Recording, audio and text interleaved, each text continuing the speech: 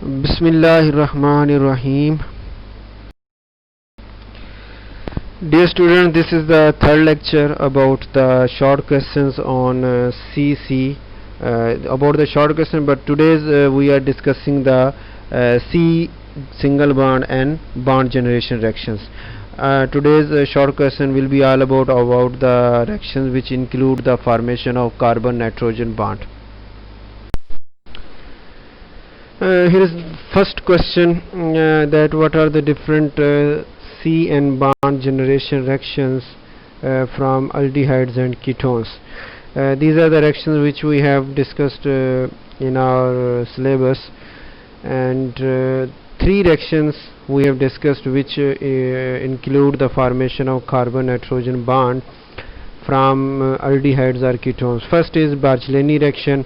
It uses phenol, ketone and chloroform in the presence of base, and we get the O substituted carboxylic acid. And this is the basic Bargellini reaction, but its modified form is used for the synthesis of heterocyclic compounds, and which also uses ketone or aldehyde.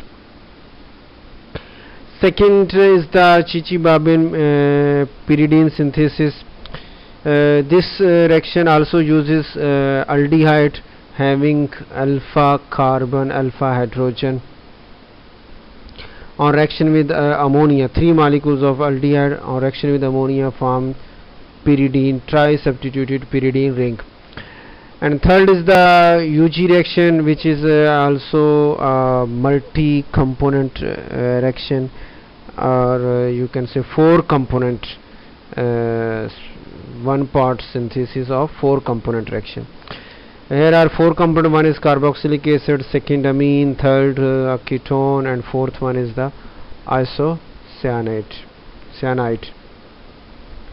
and we get the formation of carboxamides. Another type of CN bond generation reaction is the type which uses N-oxides as substrate for the formation of carbon-nitrogen bond.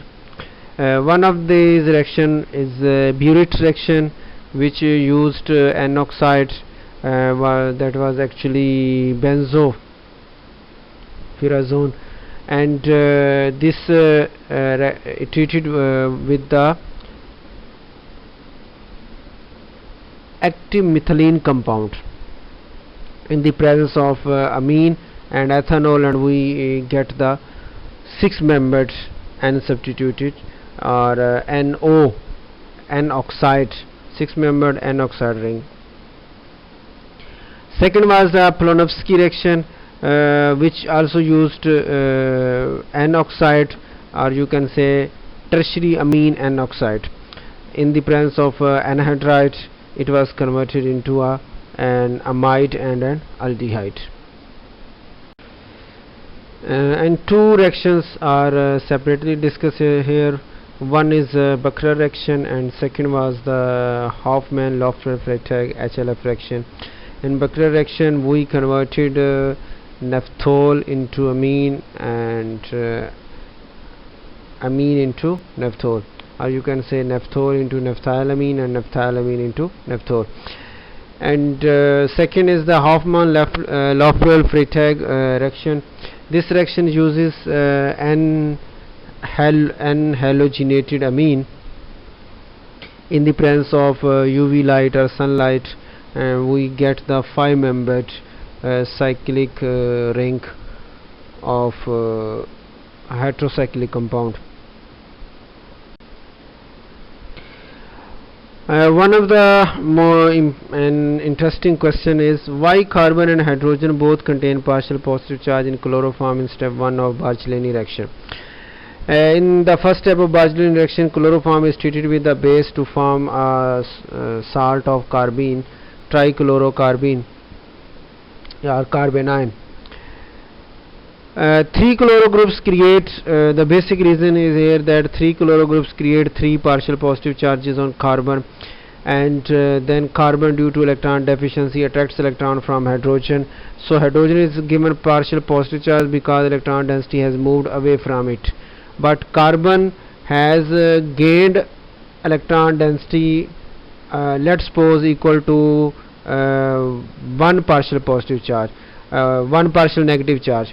Then it gained three partial positive charges due to three chloro group, and one of them is balanced, then two are left behind, and overall charge on carbon is partial positive.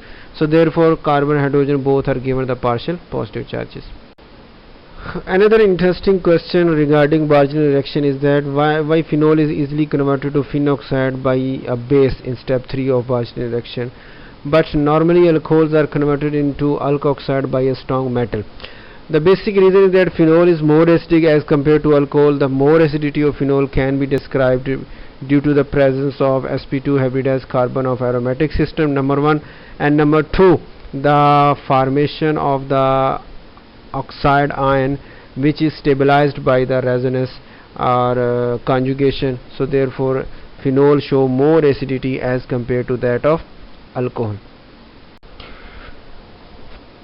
Why epoxides are reactive, and why phenoxide attacks the side of two methyl groups and not that of two chloro groups during Bargellini reaction. Here you can see the reaction mechanism, in which you can see first the formation of phenoxide, and then this phenoxide is acting as a nucleophile on the carbon which bearing two methyl groups, and we get the product. Here the question is number 1, why epoxide are active? Epoxide are three-membered cyclic ring. There is angle strain, ring strain, due to it reacts more, although it is ether, but it reacts more efficiently as compared to other aliphatic acids because of these strains regarding ring strain or angle strain. And second is the reason, second point, that why phenoxide attacks on the side of two methyl groups. Because if it attacks on the side of the two methyl groups, then after breaking of the CO bond, oxygen gets the negative charge. When this negative charge comes back, Cl minus group is easily removed, that there is good leaving group present at that carbon. If this phenoxide attacks on the side of the two chloro group, then oxygen gets the negative charge, but when that negative charge will come back, there is no good leaving group present at the carbon, so it will be tough for the compound to move further. So therefore it seems easy for the reagent to attack on the carbon which bear two methyl group.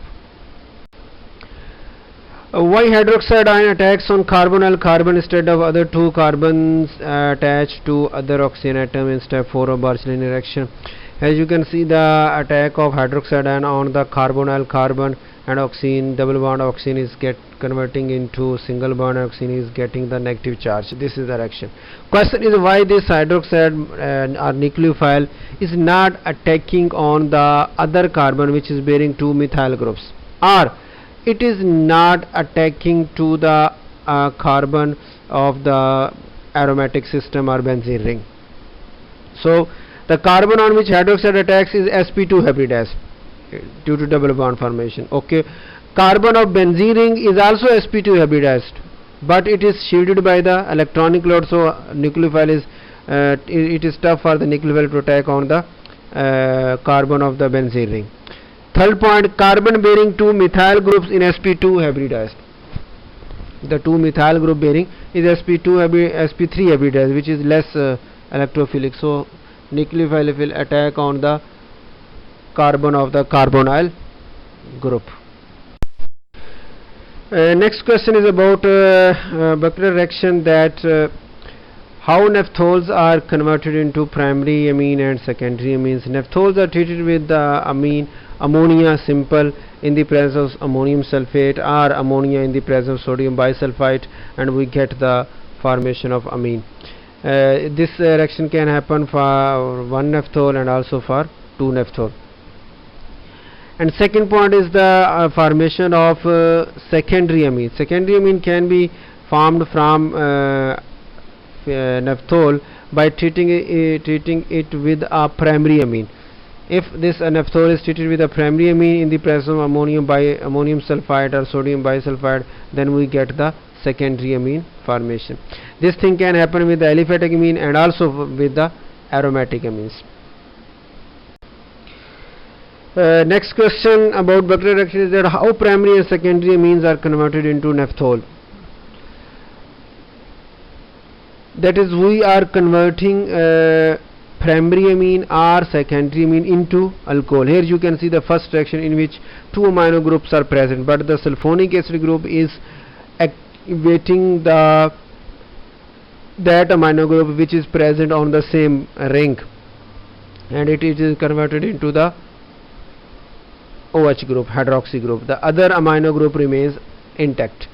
Likewise, if we want to protect this amino, we can acetylate it, protect it through a protecting group, and then the other amino group will be converted into hydroxy group.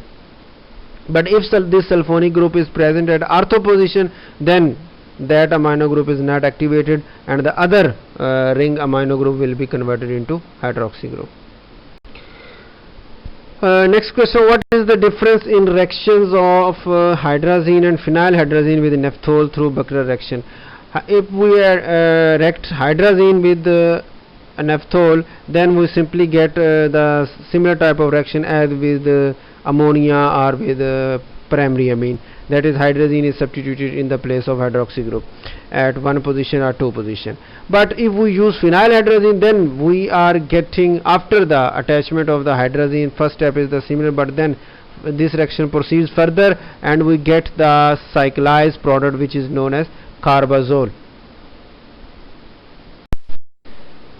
Here is an interesting question from Bucherer reaction is that why sodium bisulfite protonates orthocarbon of 2-naphthol but para-carbon of 1-naphthol in step 1 of Bucherer reaction. As you can see, the first reaction in which 2-naphthol is going into the next intermediate, and this protonation is going through the ortho position. Then you can see the 1-naphthol which is going to involve in the reaction, but this involvement is through fourth position. The question is why this attachment is through fourth position, not through ortho position. As you can see, the third reaction in which the attachment is through para position or fourth position, we get the intermediate which after resonating give three different resonating structures.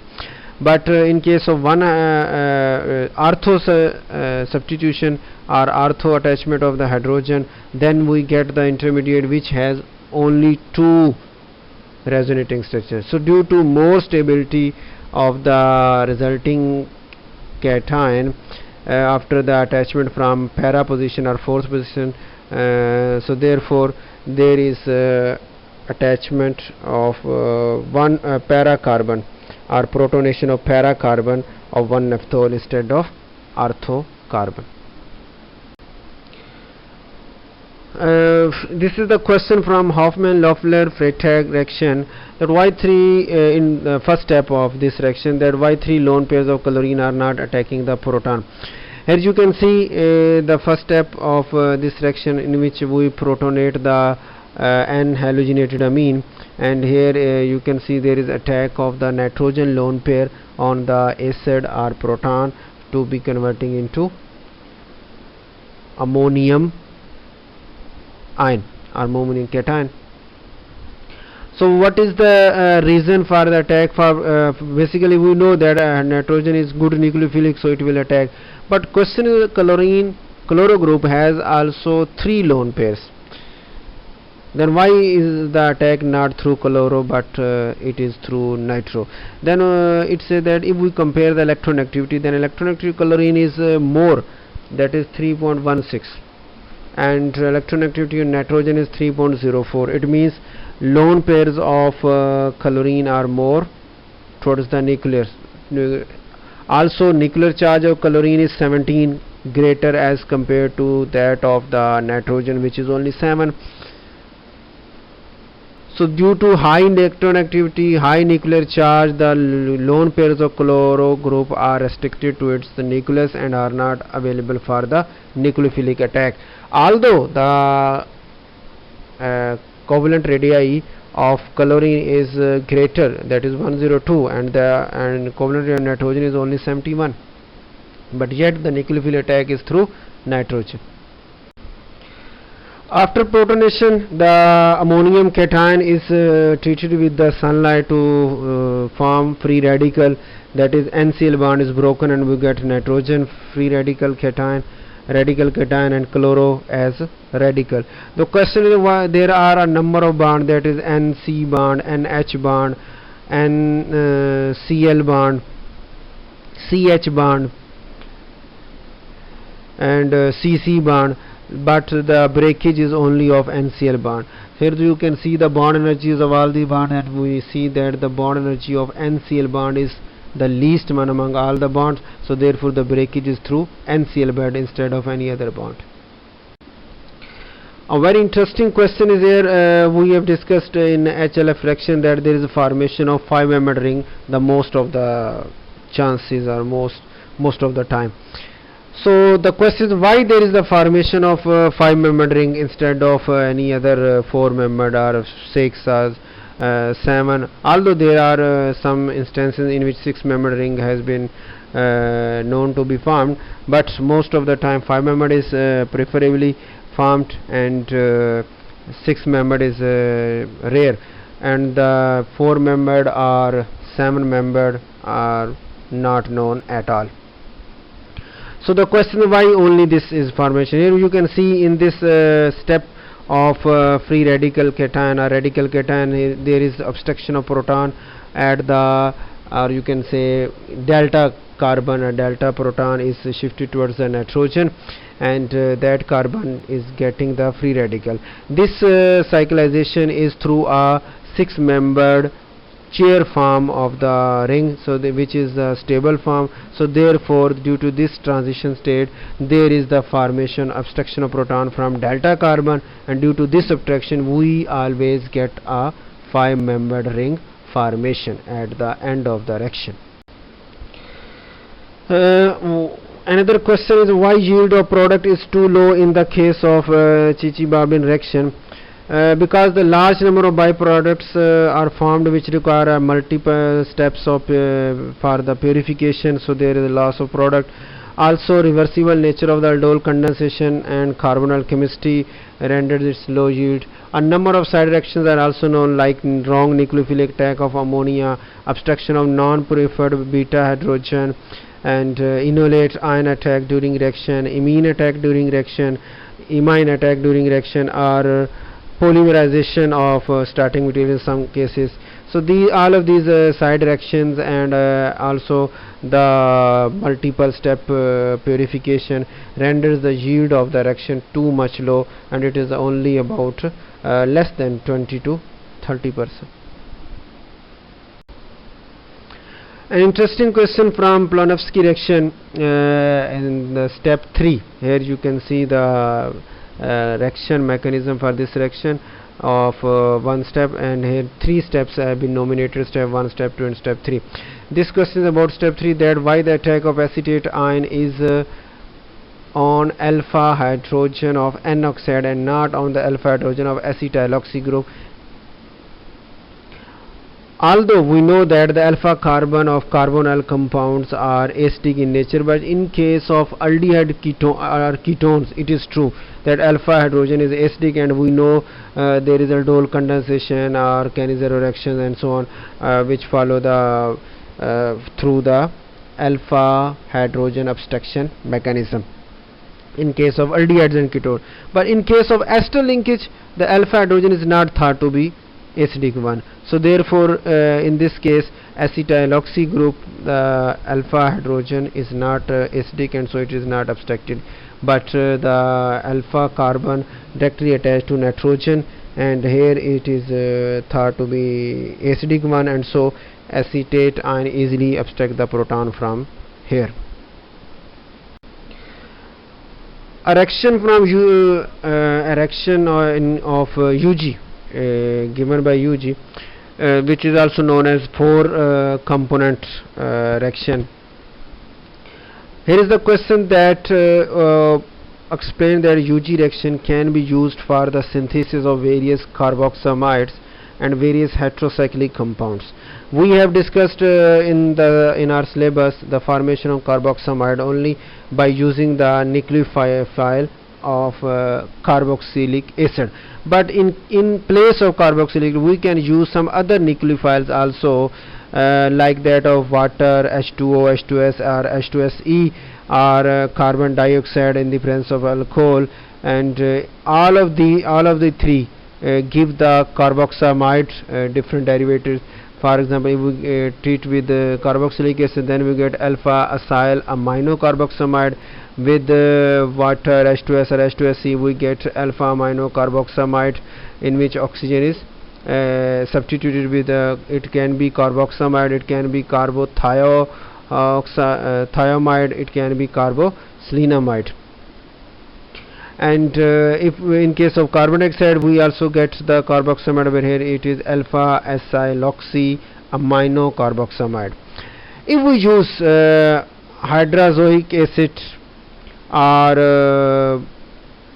isocyanate or isothiocyanate, then we get the heterocyclic ring formation. In case of hydrazoic acid, we get a tetrazole ring, and in case of isocyanate, we get hydantoinimide derivative. That is, it is a 5-membered heterocyclic ring bearing 2 nitrogen. And in case of isothiocyanate, there is also 5-membered ring having 2 nitrogen in the ring. Second last question is here: why the attack of isocyanide is observed instead of acetate ion in step 2 during given UG reaction mechanism? Here you can see the mechanism. Step 1 is the reaction of carboxylic acid with the imine, and in the second step you can see the reaction of isocyanide with that protonated imine. And here you can see there are 2 nucleophiles in the form of isocyanide, carbon bearing negative charge, and also in the form of acetate ion or carboxylate ion having a negative charge on oxygen, but attack is through carbon. This thing can be explained if we draw the MOT diagram. Then we come to know that the HOMO of carbon is at higher energy due to less electronegativity than that of oxygen, which due to more high electronegativity its HOMO will be at lower energy level as compared to that of carbon. So the attack is through the HOMO of the carbon. Here is a simply last question on the Bucherer reaction, that why the lone pair of nitrogen attacks electrophilic carbon of aldehyde and not the electrophilic carbon of ketone during given Bucherer reaction mechanism.